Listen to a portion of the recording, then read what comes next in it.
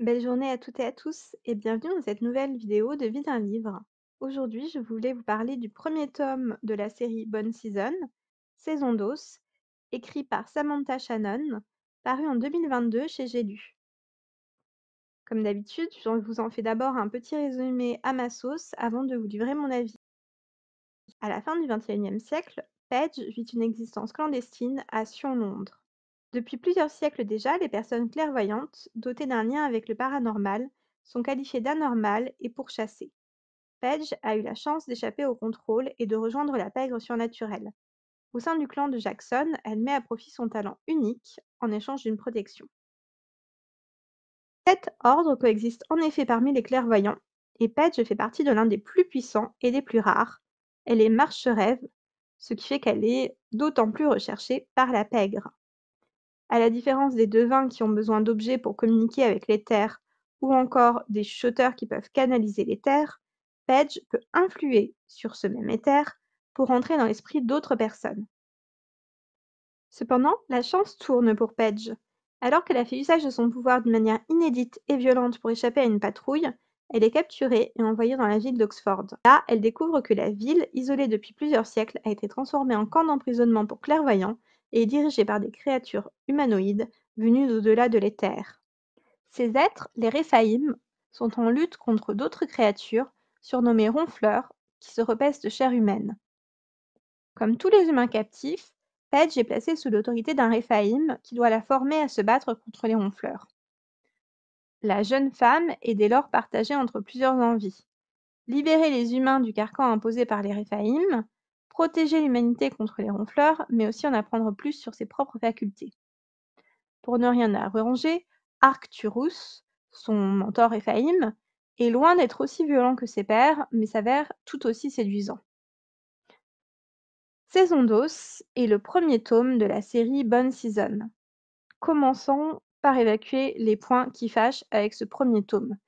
On y retrouve bon nombre d'éléments déjà vus ailleurs, comme une société totalitaire opprimant une minorité, malgré des poches de résistance.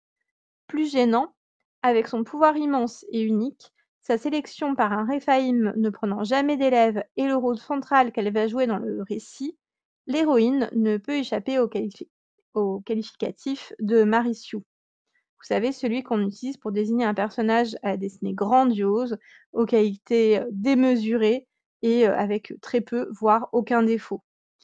Ça se retrouve souvent dans les œuvres de fiction, mais ça m'a davantage gênée dans cet ouvrage car Paige ne semble pas avoir son pareil et réussit presque tout ce qu'elle entreprend. Tandis que dans d'autres ouvrages, on a quand même des personnages secondaires qui sont parfois aussi également surpuissants ou en tout cas, quelques déconvenues, supplémentaires pour le protagoniste. À cela s'ajoute une romance un peu bancale. Rien dans les interactions entre les 2 personnages concernés ne laissait pour moi supposer une attirance ou, qu'une romance allait se développer.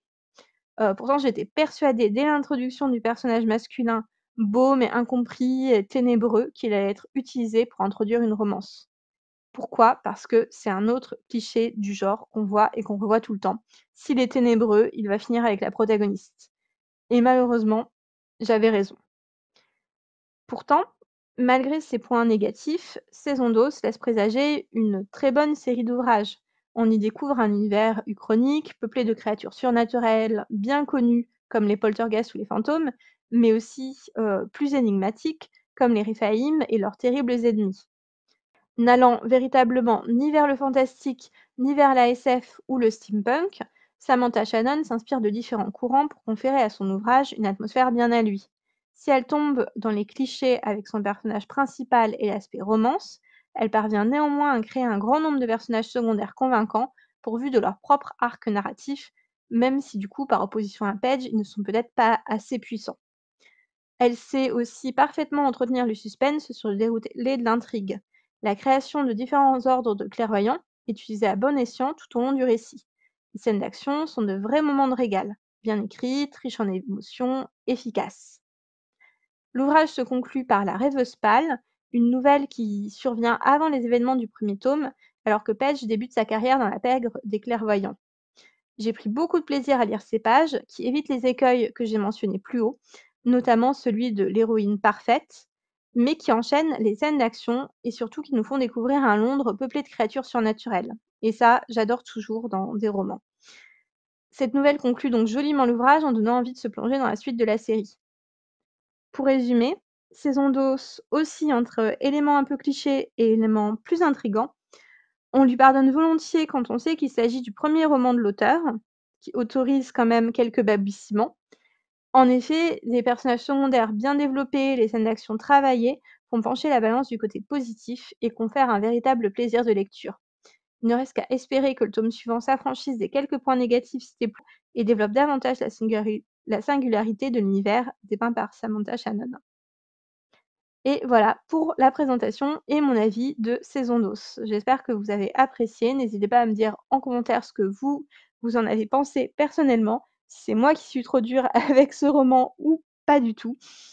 Si vous avez adoré et que vous n'avez pas du tout vu les clichés que j'ai mentionnés. Je vous souhaite, comme d'habitude, une belle journée encore une fois et surtout de bonnes lectures. À bientôt!